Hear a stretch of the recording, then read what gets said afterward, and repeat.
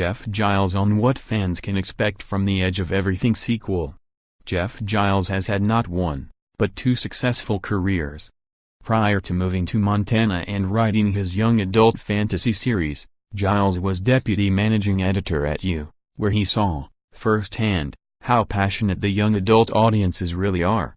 He then decided to turn his attention to writing full-time, nabbing a rare two-book deal.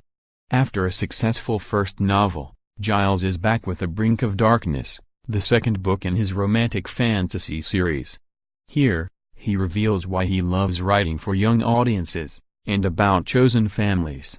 Entertainment Weekly: You had a long career as a journalist, including at U. Why turn to you? Jeff Giles, U, was very good at covering young adult fiction from the very beginning, both when the books and the adaptations came out. You just see the incredible passion there is in that readership and what an inclusive, empathetic community it is.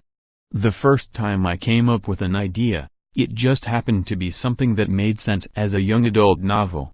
Now I've spent a couple years getting to know it, and the community is just fantastic. Ya's readership is undoubtedly unique. Absolutely. Going to a book convention as a young novelist, you'll never again doubt that young people care about reading. You've got 500 of them sitting in front of you who've read more books in the past year than you've read in 10 years, and that's a great feeling. Especially when we're constantly reading that young adults don't read anymore and they're only on Snapchat. This is the second book in the Edge of Everything series. How'd you start it? The first book is mostly about Zoe, who lives in Montana. She's grieving her dad and some very close friends she's lost. The first book is really about her trying desperately to save this guy, X, because in some ways it's easier to help someone else with their pain than to confront your own. So I knew the second book had to be the story of X. X lives in hell. He searches for his mom in a lot of the book. Was family a big theme for you?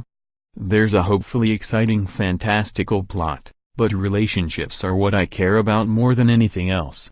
X, even in the underworld, makes a family out of virtually nothing.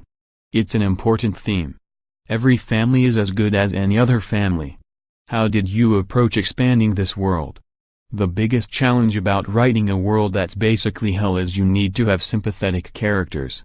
I knew that X was going to be in prison there, but it would be too upsetting and depressing to read a book where everyone is horrific.